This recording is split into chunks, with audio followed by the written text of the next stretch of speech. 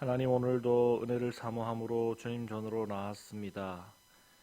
기도 가운데 만나 주시고 말씀 가운데 깨달음과 은혜를 주셔서 오늘 하루의 삶이 하나님 안에서 풍성히 살아가는 귀하고 복된 삶이 될 수 있도록 도와주시고 인도하여 주시옵소서. 감사드리며 거룩하신 예수님 이름으로 기도드립니다. 아멘. 찬송가 440장입니다. 440장, 통일 찬송가는 497장입니다.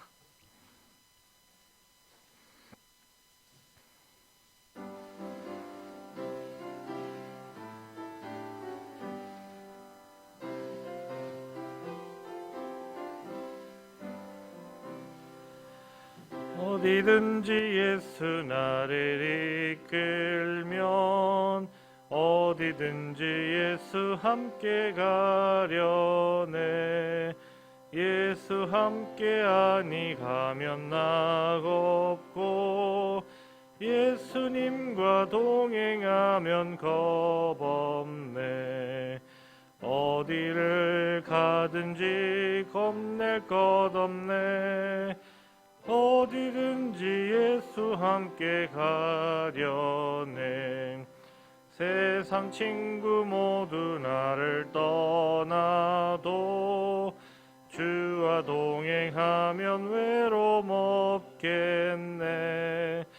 가는 길이 위태하고 험해도 어디든지 예수 함께 가려네. 어디를 가든지 겁낼 것 없네. 어디든지 예수 함께 가려네. 어두운 그늘 나를 애워쌀 때에 주가 함께 계심 믿고 자려네. 죽은 후에 천국에서 깨어남 예수 함께 길이 살리라. 어디를 가든지 겁낼 것 없네. 어디든지 예수 함께 가려네.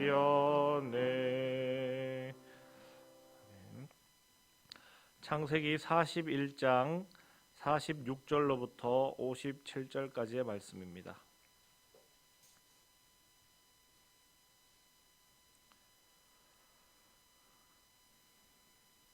창세기 41장 46절로부터 57절까지의 말씀입니다.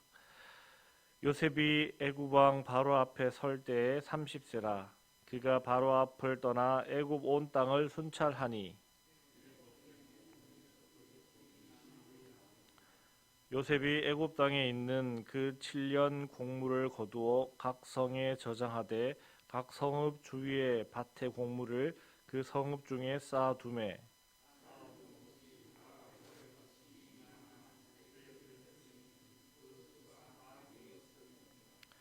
흉년이 들기 전에 요셉에게 두 아들이 나되 곧 온의 제사장 보디베라의 딸 아스낫이 그에게서 낳은지라.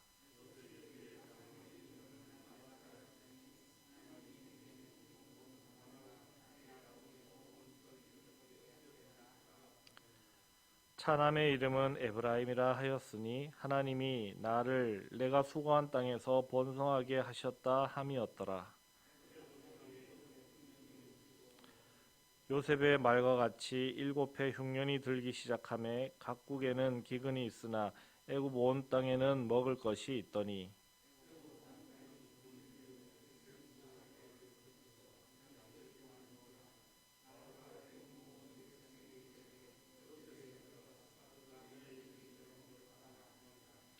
온 지면에 기근이 있음에 요셉이 모든 창고를 열고 애굽 백성에게 팔세. 애굽 땅에 기근이 심하며 각국 백성도 양식을 사려고 애굽으로 돌아와 요셉에게 이르렀으니 기근이 온 세상에 심함이었더라. 아멘. 요셉은 바로 신하들의 꿈을 해석해 줌을 통해 자신이 감옥에서 벗어날 수 있기를 기대하였지만 그 기대에 미치지 못하였습니다. 그러나 그런 요셉에게 다시 한 번 더 꿈을 해석할 수 있는 기회가 주어집니다. 바로 애굽 왕 바로가 꿈을 꾸었고 그 꿈의 뜻을 알지 못해 전전긍긍할 때, 그때 요셉을 잊어버렸던 술 맡은 관원장이 요셉을 기억하게 된 것입니다. 그리하여 요셉은 왕궁으로 오게 되고 바로의 꿈을 듣고 해석하게 됩니다. 애굽 왕 바로의 꿈이 가지는 의미는 7년의 풍년과 그 이어 7년의 흉년이 이어진다 하는 그러한 내용이었습니다. 하나님께서는 크신 권능으로 요셉에게 이를 알게 하시고 그 뜻을 전하게 하셨습니다. 그러나 요셉의 이야기는 단순히 꿈을 해석하는 것에 그치는 것이 아니라 그 꿈으로 인해 이루어질 일에 대한 해결책도 제시하게 하셨습니다. 그로 인해 요셉은 애굽 총리가 될 수 있었고 그 총리직을 감당하기 위해 애굽 전역을 둘러보게 됩니다. 그때 요셉의 나이가 30세라고 오늘 말씀은 기록합니다. 요셉은 17세 애굽으로 팔려왔고 13년이라는 시간을 생사를 넘나드는 우여곡절 끝에 여기에 이르게 되었습니다. 그렇다고 이제 모든 고난의 시기가 지나고 만사 형통한 시기가 온 것만도 아니었습니다. 요셉이 애굽의 총리가 되었다는 것은 또 다른 시련이 시작되었다, 그렇게 보아도 될 것입니다. 애굽 사람들의 입장에서는 요셉은 이방인이었고 노예 출신이고 또한 죄인 출신이었습니다. 그러한 사람이 하루아침에 총리 자리에 올랐으니 그를 시기하는 자들이 많이 있었을 것입니다. 또한 7년의 풍년 동안 곡식을 비축하기 위해 펼쳐지게 될 토지 정책과 또 수매 정책에 대해서도 반대하는 많은 세력들이 있었을 것입니다. 사람들은 풍요로울 때 그 풍요로움을 즐길 줄은 알아도 풍요로움 가운데 위기를 생각하며 대처하기란 결코 쉽지 않은 일이기 때문입니다. 따라서 요셉은 자신에게 주어진 역할을 더욱 충실하게 수행하기 위해 노력하였습니다.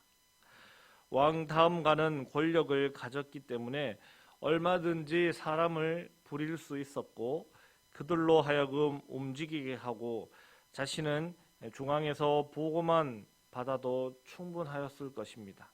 그러나 그는 그러한 자리에서 평안함을 누리지 않고 직접 온 애굽 땅을 돌아다니며 관리하였습니다. 그랬더니 과연 하나님께서 해몽하게 하신 꿈의 내용대로 그 땅에 7년 동안 풍년이 들었고 그 소출들을 거두어 들여 비축하는 모든 일을 직접 관리 감독하였더니 바다의 모래와 같은 많은 곡식들을 비축할 수 있었습니다. 요셉은 이 모든 일을 자신의 일로 생각하지 않고 하나님의 일로 생각하였습니다. 하나님께서 꿈을 통해 바로에게 보여주신 것을 자신의 입을 통해 해석하게 하시고 또한 그 위기를 극복하는 일에 자신이 부름받았다라는 사명감을 가지고 최선을 다하였습니다. 또한 그런 중에 요셉은 두 아들을 얻게 됩니다. 자신은 총리가 되면서 사브낫 바네아라는 애굽식 이름을 얻고 또한 온의 제사장 보디베라의 딸 아스낫을 아내로 얻어 그 사이에서 두 아들을 얻게 되는데 그 아들들의 이름은 히브리식 이름을 지었습니다. 비록 애굽에 살아도 히브리인의 정신은 이어가겠다 하는 그러한 뜻을 가지고 있는 것입니다. 그랬을 때 그 첫째의 이름은 므낫세입니다. 잊어버림이라는 뜻으로 자신을 팔아버린 형들에 대한 일들, 또 억울한 누명으로 옥에 갇힌 일들 모두 이제 잊어버리게 되었다 하는 그러한 고백으로 지은 것입니다. 그리고 둘째 이름은 에브라임입니다. 창성함이라는 의미를 가지고 있고, 이는 이스라엘 백성들이 장차 애굽 땅에서 번성하게 될 것을 암시해 주고 있기도 한 그러한 이름입니다. 그렇게 애굽 땅에 7년 동안의 풍년과 요셉이 두 아들을 얻는 이야기, 이 이야기를 이어서 이제 그 상황이 역전되어 7년간의 흉년이 시작됩니다.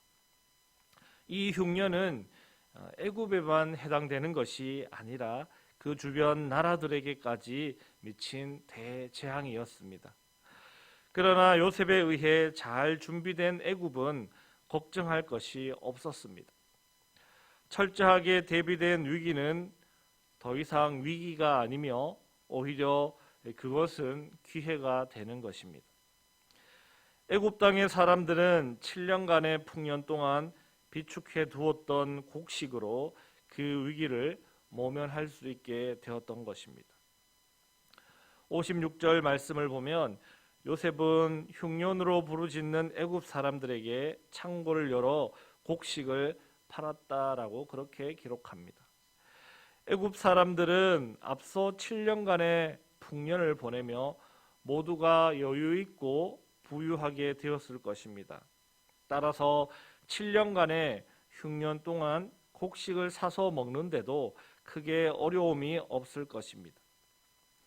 또한 중앙정부 차원에서도 흉년이라는 위기가 찾아왔지만 곡식을 판매하는 수익금은 오히려 국고를 더욱더 튼튼하게 해 주었습니다. 그뿐만 아니라 인근 나라들에서도 양식을 사기 위해 애굽으로 몰려들었기 때문에 지금으로 따지자면 국제무역수지의 흑자로 나라의 경제가 더욱더 단단해졌을 것입니다. 요셉이 총리로 애굽을 다스리던 때에 비록 흉년이 7년이라는 흉년이 찾아왔지만 오히려 그 시기에 그 애굽은 더욱더 경제적으로 부강한 나라가 될 수 있었다 하는 것입니다. 더불어 애굽이라는 나라도 구원받고 그 주변 나라들도 그 흉년으로부터 모두가 구원받을 수 있게 된 것입니다. 하나님은 요셉이라는 신실한 사람을 들어 사용하셔서 애굽이라는 나라를 구원하시고 더불어 주변 나라들까지 구원하십니다.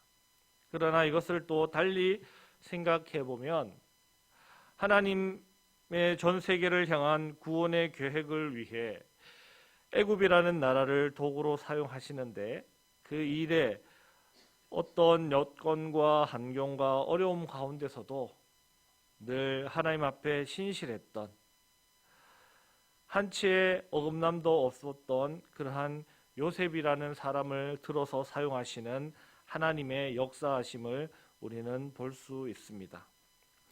누가 뭐라 한들 역사를 주관하시는 분은 하나님이십니다. 또한 그 역사를 움직여 가실 때 사용하는 사람은 하나님 앞에 신실한 사람입니다. 이 자리에 함께 계신 모든 분들께서도 하나님 앞에 늘 신실하시기를 바랍니다. 하나님의 크고 작은 모든 계획하시는 일 앞에 하나님 앞에 신실하심을 통해 여러분들이 귀하게 쓰임받는 그러한 일꾼들을 다 되시길 주님의 이름으로 축복합니다. 기도하겠습니다. 하나님 감사합니다. 오늘 귀한 말씀을 통해 인류를 향한 구원 계획 가운데 하나님께서 사용하시는 사람은 어떠한 환경과 여건과 처지 앞에서도 신실함을 저버리지 않는 그 한 사람임을 오늘 보고 깨닫습니다. 하나님, 우리도 하나님 앞에 신실한 사람들이 되게 하여 주시옵소서. 좌절하거나 낙심하거나 실망치 않게 하여 주시고 끝내 우리를 통해 역사하실 하나님을 기대하며 하나님 앞에 신실함으로 나아가는 그런 믿음의 사람들 다 될 수 있게 하시고 그리하여 우리를 통하여 하나님이 계획하시는 놀라운 일들에 우리를 사용하셔서 일하여 주시옵소서. 그러한 은혜가 있는 귀하고 복된 오늘 하루의 삶이 되기를 원하오며 감사드리며 거룩하신 예수님 이름으로 기도드립니다. 아멘. 하늘에 계신 우리 아버지, 아버지의 이름을 거룩하게 하시며 아버지의 나라가 오게 하시며 아버지의 뜻이 하늘에서와 같이 땅에서도 이루어지게 하소서. 오늘 우리에게 일용할 양식을 주시고 우리가 우리에게 잘못한 사람을 용서하여 준 것 같이 우리 죄를 용서하여 주시고 우리를 시험에 빠지지 않게 하시고 악에서 구하소서. 나라와 권능과 영광이 영원히 아버지의 것입니다. 아멘. 이 시간 기도하실 때 코로나 종식을 위해서 기도해 주십시오.